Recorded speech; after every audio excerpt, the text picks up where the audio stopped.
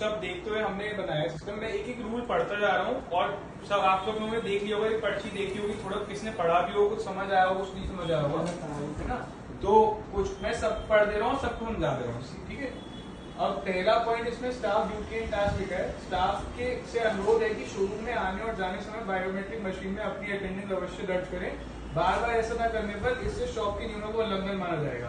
तो ये हम 3 महीने बता चुके कि बायोमेट्रिक में आना और जाना दोनों पंच करना है अपने को, ठीक है। और हम कोशिश भी करते थे, मुकुंद ट्राई करता है बताने का कि सबको याद दिलाया जाता है कि भाई अटेंडेंस पंच करो, तो उसको एक सीरियसली हम लें और अटेंडेंस को पंच इन और आउट करें।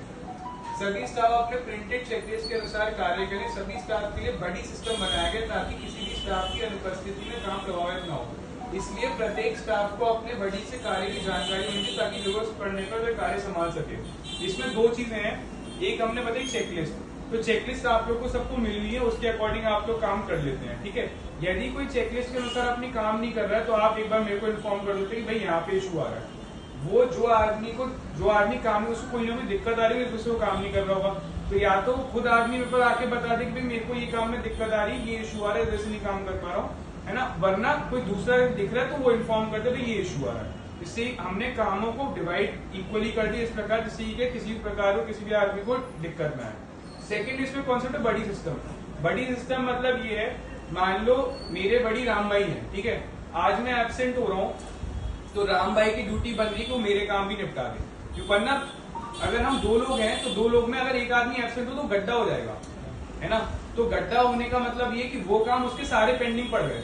अब हर प्रकार के काम है, जो देखो किसी भी आदमी के काम 100% काम है तो 50% काम अवश्य है जो होने ही होने हैं। वो दूसरा आदमी कोई ना कोई तो कर रहा होगा तभी उसका काम चल रहा है, वरना गड्ढा तो हो ही रहा है ना। तो अब बड़ी से हमने ये डिजाइन कर दिया है कि भाई जो आदमी एब्सेंट है उसका काम उसका बड़ी कर देगा, ठीक है। तो बड़ी को इन्फॉर्मेशन ये होनी चाहिए कि मेरे बड़ी की काम क्या है, जिससे क्या वो करते। अब जैसे मैंने जो डिजाइन करा है, मैंने सोचा कि जैसे राम भाई का बड़ी मैंने मुकुंद बना दिया है, मुकुंद का बड़ी राम भाई है, और गजेंद्र का बड़ी विकास है, विकास गजेंद्र का बड़ी। मतलब फॉर एग्जाम्पल अगर राम भाई एब्सेंट है तो मुकुंद उनके काम को टेक ओवर कर लेगा, मुकुंद एब्सेंट है तो राम भाई उनके काम को टेक ओवर कर लेंगे। अब इसके लिए हम चेकलिस्ट अलाइन कर देंगे। जैसे फॉर एग्जाम्पल राम भाई की चेकलिस्ट में 4 काम आ रहे हैं, राम भाई एब्सेंट है तो मुकुंद को हम ये डेजिग्नेट देख लेंगे कि मुकुंद को कौन कौन से काम करने में इजी है, जो काम नहीं आ रहे वो एक बार चेक कर लेगा, उसको मैनेज कर लेगा, जो दिक्कत आएगी उसको हम सॉर्ट आउट कर लेंगे। कोई दिक्कत है इसमें किसी को, कोई डाउट क्वेश्चन सवाल नहीं है। थर्ड है, अगर कोई व्यक्ति अपने चेकलिस्ट के अनुसार काम नहीं कर रहा है तो उसे काम प्रभावित हो रहा है तो तुरंत सर को रिपोर्ट करें, ये मैंने बता दिया सेकंड पॉइंट में। तो फोर्थ है, काम के दौरान साफ सफाई बहुत जरूरी है, इसलिए सभी स्टाफ अपने आसपास की जगह जैसे डेस्क, टेबल, ड्रॉअर, फ्लोर आदि साफ हो। जैसे कि हम परसों बात कर रहे हैं सफाई की जरूरत है, हमने काफी चीजें ऑर्गेनाइज कर दी है। जैसे कि अब यहाँ देखो ऑर्गेनाइज कर दो कितना सफाई लगी है, मतलब हमें एक एक चीज मालूम है मैंने क्या क्या रखी है। ऐसे ही आप लोग अपनी ड्रॉर्स को, अब अपने ड्रॉर्स ऑर्गेनाइज कर दिए कितना सफाई लगी है। ऐसे ही अपनी ड्रॉर्स को, अपने आसपास जहाँ बैठ रहे हो, अपनी स्टेशनरी को सब जगह ऑर्गेनाइज करके वो साफ रखे। सही है, किसी को भी कभी भी कुछ जरूरत हो तो वह आपकी ड्रॉर से ऐसा ना हो पूरा वो रखे। ये घर जैसा समझो उसको, भाई जैसे हमारा घर है वैसी ये चीज है, हम यहाँ जहाँ बैठे 10 घंटे उसको भी ऐसी साफ करके अपने घर को रख रहे हैं, ठीक है। फिफ्थ पॉइंट है काउंटर। सेल स्टाफ ने जूते फुटवेयर शोरूम के बाहर आयरन सीढ़ी के नीचे रखे, शू रैक में ही रखे और ग्राउंड फ्लोर पर शोरूम के अंदर जूते ना रखे। जैसा कि हम लोग हमारी सीढ़ियां बाहर बनी उसके अंदर शू रैक में जूते डालते हैं और हम ग्राउंड फ्लोर पर कोई जूते नहीं रखते हैं, तो ये इस पॉइंट में दर्शा है। ये उसमें मैं बता रहा हूँ अभी, हाँ। अभी बैंक वाले, कौन से बैंक वाले आए थे? यस बैंक बोल गए थे भाई ये गलत है, सीढ़ियां प्रसंग से बच रही थी वो भी। मतलब जो तुमसे बोला था वो बाहर निकल ली है, बाहर थोड़े अंदर कर दो उसको, नहीं हो पाएगी वो। अच्छा वो प्रसंग से बच गए, और मैं भी कह रहा हूँ जी चीज गलत है। और तो इसको छोटी करानी पड़ेगी, रेट को क्या करना पड़ेगा? वो क्या बोले तो वो बता दो। आप निकल ली है, रेट में अंदर ला रखी है, इससे ज्यादा अंदर नहीं आ रही, इतनी बाहर निकल ली है तो वो उतरते हैं तो उनका पैर होगा। अच्छा उतरते वक्त गिरने से बच गए थे वो, मेरे सामने की बात है। अच्छा तो उसको क्या छोटी होगी फिर तो ये लंबाई? बोले थे इसको भाई छोटा कराओ या इसको कम करो, मतलब ऐसा उन्होंने पैर रखा था तो चलो ठीक है, इसको सॉर्ट आउट करते हैं। तो ये हम करते ही हैं, तो ये इस प्रकार हमारा पॉइंट हो गया। 6 पॉइंट है, सभी स्टाफ द्वारा दिए गए अपने सामान को जिम्मेदारी, इसलिए सेल्स स्टाफ को दिए गए सभी आइटम सुपड़ी चिमटी, gloves, diary, calculator, weighing scale, tray, pen आदि को संभाल कर अपनी ड्रॉर में रखें। जो जो आपको डेजिग्नेटेड सामान है उसका ध्यान रखो, जैसे सुपड़ी, चिमटी, स्टेशनरी, पेन, कैलकुलेटर, आपकी ही जिम्मेदारी है आपका सामान, क्योंकि हमने हर आदमी के लिए एक एक सामान दे दिया। हमने वेइंग स्केल 4 रखे हैं, कैलकुलेटर 4 रखे हैं, पेन पे सारे हैं, ट्रे सबकी अलग अलग है, आपकी सुपड़ी अलग है, सबके नाम लिखे हैं। तो अपने सामान की जिम्मेदारी कृपया खुद रखें और किसी और का सामान ना यूज करें, है ना। कोई इमरजेंसी सिचुएशन की बात अलग है, ठीक है। और सभी स्टाफ सदस्यों से अनुरोध है कि वो अपनी टास्क डायरी हमेशा अपने पास रखें। जो भी कार्य दिए जाए तुरंत टास्क डायरी में नोट करें ताकि वह कार्य भूल न जाए, समय पर पूरा हो सके। टास्क डायरी जो आपकी डायरी छोटी वाली है उसको टास्क डायरी बोल रहे हैं, और टास्क डायरी को अपने पास रखो। इससे ही क्या है कि टास्क डायरी अगर आपके पास होगी, पहले 2 फायदे हैं। एक तो हमारा काम लिख गया तो आज नहीं तो कल हो जाएगा, और हम भूलेंगे नहीं। लिखने का मतलब हमेशा ऐसे 10 काम हमने कोई डिस्कस करे, 10 काम में से यदि कल बात करेंगे तो उसमें से 4 काम में याद रहेंगे, क्योंकि आज हम सो जाएंगे घर जाके याद रहेगा। टास्क डायरी में लिखवाने वाला है, कल जब आएंगे हमें याद नहीं रखना, दिमाग में लिखा हुआ है टास्क। हम डायरी खोलेंगे, यहाँ पर 4 जो दिख रहे हैं वो हमने कर दिया। तो इस सिस्टम को जरूर फॉलो करें, बहुत फायदेमंद है। मैं ये बात, हाँ। मैंने आज कोई टास्क लिख दिया, हाँ ये कल मुझे काम कर रहा और कल कोई इमरजेंसी मैंने छुट्टी कर दी, ठीक है, तो उस काम को कौन करेगा? तुम ही करोगे। ऐसा कोई इमरजेंसी वाला काम होगा तो इन्फॉर्म कर दो भाई ये काम पेंडिंग है और ये काम निपटा दो।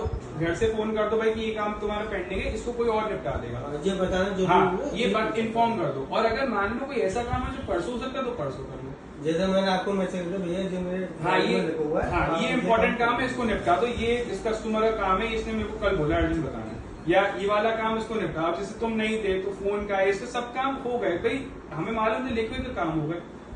तो ऐसा है ना भाई, हमें लिखा हुआ होगा तो हो जाएगा, लिखा नहीं होगा ना तुम्हें याद है ना हमें याद है, काम पेंडिंग चल रहा है। ये चीज है, ठीक है। अभी आ जाते हैं हम 8th पॉइंट पे। हमारे पास स्टेशनरी बॉक्स, शॉप का box, cleaning material box, help slip box, management measurement item box, neck stand, bangle stand, ring stand, packaging box आदि उपलब्ध है। प्रत्येक बॉक्स पर उसमें सामान की सूची लिखी हुई है। स्टाफ से अनुरोध है कि सामान का उपयोग करने का उसी संबंधित बॉक्स में वापस रखें।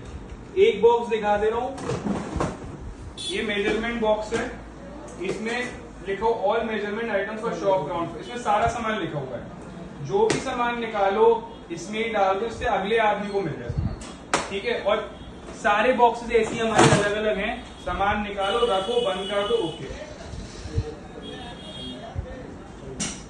आते हो, अच्छा एक चीज और है, ये हेल्प स्लिप है, मैंने अभी तक प्रॉपर्ली बताया नहीं था। हेल्प स्लिप एक बता दे रहा हूँ, ये लिखा हुआ help slip for staff members. एक हेल्प स्लिप पढ़ दे रहा हूँ, किसी को भी कोई प्रकार दिक्कत आए, किसी भी स्टाफ से, मेड से, XYZ एनीथिंग सिस्टम से, ये हेल्प स्लिप भर दो। हेल्प स्लिप बॉक्स ऊपर फर्स्ट फ्लोर पे रखा है पूनम जी के पास, ठीक है। 4-5 चीजें लिखी है, नेम, फोन नंबर की लिखने की जरूरत नहीं है, डिपार्टमेंट लिख दो, जो भी डिपार्टमेंट है अपना। चैलेंज, फेस, क्वेश्चन, मतलब जो भी दिक्कत आ रही है आपको, है ना। बेस्ट सोल्यूशन, उसमें 3 सोल्यूशन अपने आप ही लिख दो भाई। फॉर एग्जाम्पल मेरे को दिक्कत ये आ रही है कि भाई ये पंखा तेज चल रहा है, इसको हल्का कर दो, या मेरे को ठंड बहुत लग रही है एसी में, उसमें 3 सोल्यूशन खुद ही लिख दो भाई। एसी को रेगुलर इस टाइम पीरियड पर लगाएं, एसी को 1-1 घंटे के इंटरवल पे चलाएं, जो भी सोल्यूशन हमें लगता है वो लिख दो और वो हेल्प स्लिप बॉक्स में रख डाल दो।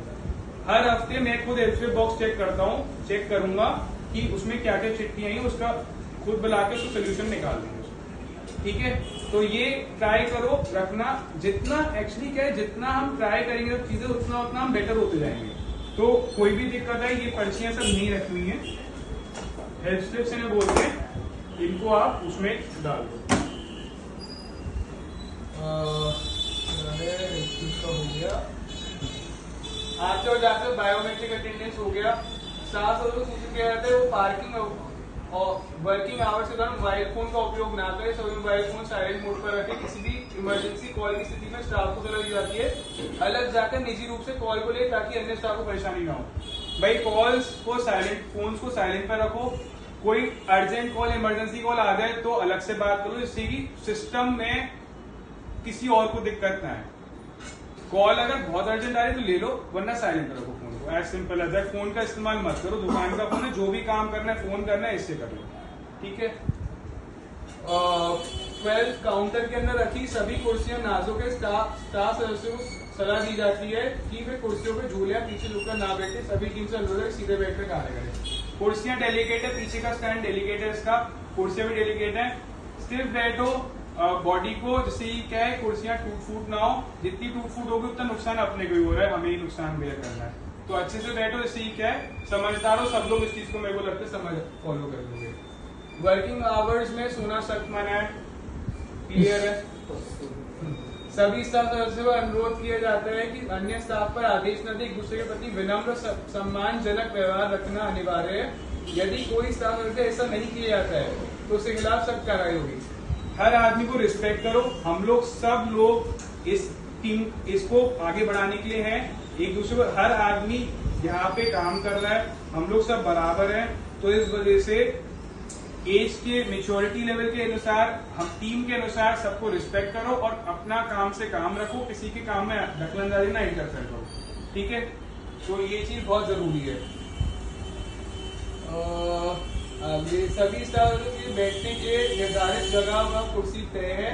कभी भी स्टाफ से दूसरे को जबरदस्ती उठाने के लिए ना कहें और उसका काम खुद ना लें। यदि किसी कार्य में बदलाव करना हो तो वह आपसी सहमति, सम्मान और दूसरे व्यक्ति की भावनाओं पर ध्यान रखें।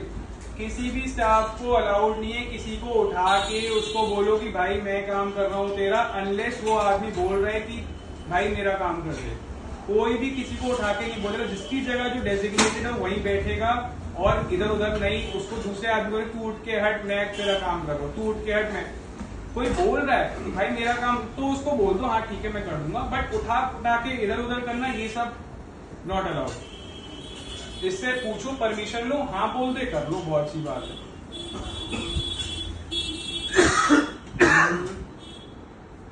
ये ध्यान दिया जाए कि आरपीएस में कोई भी स्टाफ अलग नहीं माना जाता है, सभी के साथ समान व्यवहार किया जाता हो, चाहे उनकी भूमिका और जिम्मेदारी कुछ भी हो। हमारा नैतिक कर्तव्य है कि हम अपने कार्य को ईमानदारी से निभाएं और टीम के प्रत्येक सदस्य सहयोग करें। सबको एक माना जा रहा है, अपने एक दूसरे की हेल्प करो, किसी को परेशान मत करो। कोई परेशानी किससे आ रही है तो मेरे को इन्फॉर्म करो, जिससे क्या मैं रिजॉल्व कर सकूं। अपने आप ही कोई एक्शन कोई नहीं लेगा।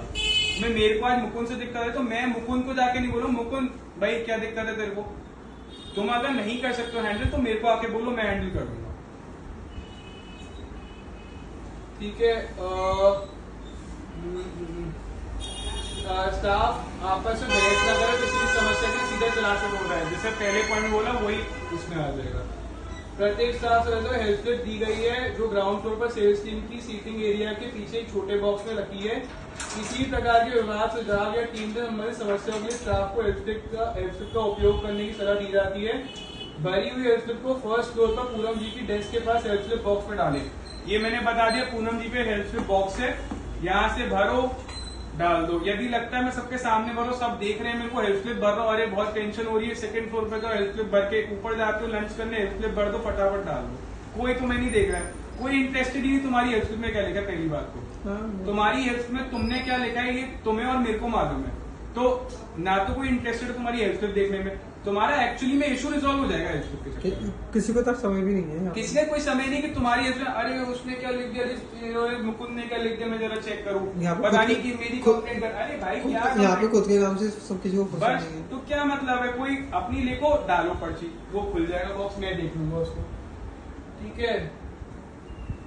और क्या था,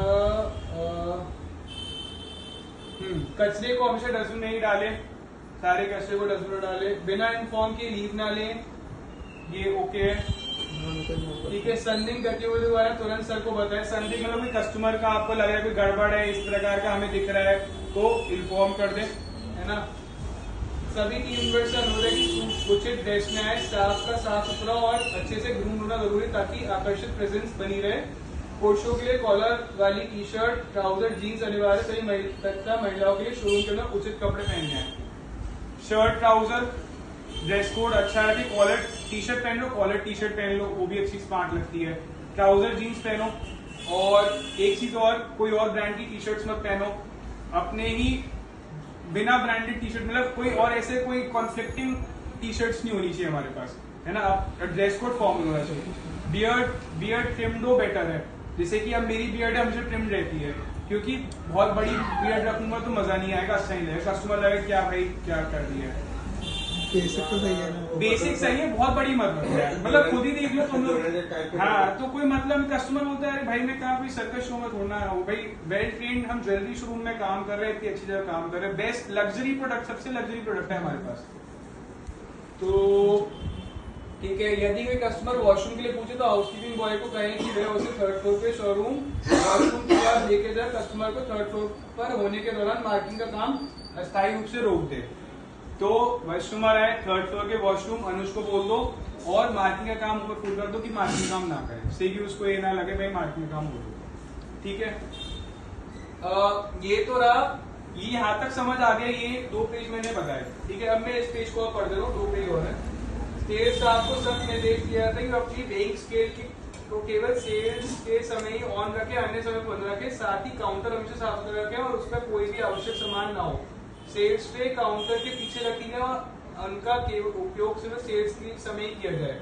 जो भी सामान उपयोग में ना हो काउंटर पर रखें, ना रखें, अन्य सभी सामान को उनके निर्धारित स्थान पर ही रखें। जैसे हमारा काउंटर अधिकतर डिसऑर्गेनाइज रहता है, मैंने ऑब्जर्व करा है, तो काउंटर को जो है एक तो कांटों को बंद करके रखो, सेल लीक हो रहे हैं, सेल हो गई रख दो, साइड में रख दो और ड्रॉर में रख दो। सेल्स पे बिक्री रहती है, सेल्स पे यूज में आई पीछे डाल दो, ये स्टैक हो रखा है, कुछ नहीं करना, पीछे मुड़ना डालने में, इतना आसान। और काउंटर को ऑर्गेनाइज करो, गंदा मत रखो। कस्टमर सबसे पहले आता है वो यही देख रहा है, आपकी प्रेजेंस ही देख रहे कैसे आपने कर रखा है आपने। तो कस्टमर जब डिसऑर्गेनाइज होगा तो वो खुद ही बोलेगा भाई क्या हो रहा है, तो उसका ध्यान रखो। कांटों को हमेशा ऑफ रखो अपने। सेल्स स्टाफ को सब निर्देश दिया था कि शॉप फोन पर ध्यान रखें, सभी कॉल्स का जवाब दे, व्हाट्सएप मैसेज के समय पर रिप्लाई करो और ये सुनिश्चित करें कि चिराग से व्हाट्सएप मैसेज देखा जाए। जो भी व्हाट्सएप मैसेज कॉल्स आ रहे हैं उन पर ध्यान रखो, रिप्लाई कर दो, time to time WhatsApp message आ रहे हैं ध्यान देखते रहो, हर 1 घंटे में भाई अपना बाय डिफॉल्ट होने से, जैसे हम फ्री बैठे व्हाट्सएप चेक कर लो, कोई मैसेज तो नहीं है, कॉल तो नहीं आया। मुकुंद अक्सर करता रहता, मैंने देखा कि भाई कोई देख लेगा, भाई देखा उसने मैसेज आया रिप्लाई कर दिया, अच्छा ये भेज दो, अच्छा ये फोन आया। तो हम सभी ये आदतें डाल लेना, अगर हम सभी ये सब आदतें डाल लेंगे तो कितना, मतलब कोई ऐसा मैसेज नहीं हो जो खाली चला जाएगा। मेरा कोई मैसेज आ जाए तुरंत उसको रिप्लाई कर दो, मैं भी काम के लिए तो मैं कोई ऐसे कोई तुमसे कोई प्यार भरी बातें तो करूंगा नहीं, तो मैं भाई काम के लिए बैठेंगे, घर बैठेंगे तब बात कर लेंगे, भाई जब हम काम के लिए तो कर रहे हैं सारी चीजें, तो मैसेज डालूंगा तो उसको रिप्लाई कर दो, उसको भेज दो, वही अपने काम रिलेटेड बातें, काम रिलेटेड ही बातें होंगी यार सारी। तो ये चीज है। तो ठीक है, सेल्स स्टाफ को निर्देश के शोरूम में आने वाले हर कस्टमर का नंबर अपने फोन में सेव करें, उन्हें शॉप का विजिटिंग कार्ड दें और उन्हें हमारे order number, WhatsApp story, catalogue, application आदि का अपडेट करें। करते रहो, कैटलॉग अपना कार्ड कैटलॉग दे दो, नंबर सेव कर दो, जो हम डे 1 से कर रहे हैं वही लिख दिया है इस पे, नंबर सेव कर लो, कैटलॉग दे दो, एप्लीकेशन अपडेट कर दो, व्हाट्सएप स्टोरी का अपडेट, ये 4-5 चीज अपडेट, कस्टमर खुश हो जाएगा। ठीक है, स्टाफ अनुरोध है कस्टमर के सामने सप्लायर से बातचीत ना करें, साथ ही ये भी सुनिश्चित करें कि सप्लायर शोरूम में ज्यादा देर तक ना रुके, वे अपना पैकेट देकर तुरंत चला जाए। सप्लायर से किसी प्रकार की चर्चा के लिए पहले फोन पर संपर्क करने की कोशिश करें, यदि ऐसा संभव ना हो तो कस्टमर के जाने का इंतजार करें। उसके बाद सेल्स स्टाफ में से एक व्यक्ति काउंटर के कोने में जाकर सप्लायर से बात करें, यदि शोरूम में ज्यादा भीड़ हो तो जरूरी बातचीत के लिए सप्लायर को फर्स्ट फ्लोर पर ले जा सकते हैं।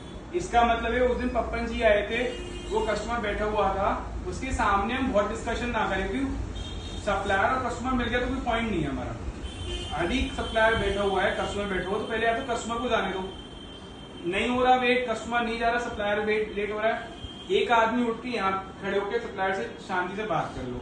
जैसे मुकुंद उस दिन यहाँ पप्पन जी से बात कर रहा था, यहाँ भी सेट नहीं हो रहा, कस्टमर भीड़ भाड़ बहुत लग रही, एक जने को बोलो ऊपर चला जाए, ऊपर जाके बात करके अपना काम निपटा दो। कस्टमर और सप्लायर का बहुत एक टाइम पे शुरू में नहीं हो रहा, सप्लायर का काम आना, पैकेट देना, मेटल लेना, 2 काम है, सप्लायर आया लिया गया, ये है। तो ये हर जगह परचेज का अलग डिपार्टमेंट होता है, हमारे यहाँ नहीं है, तो हम उसको ये प्रैक्टिस फॉलो कर रहे हैं।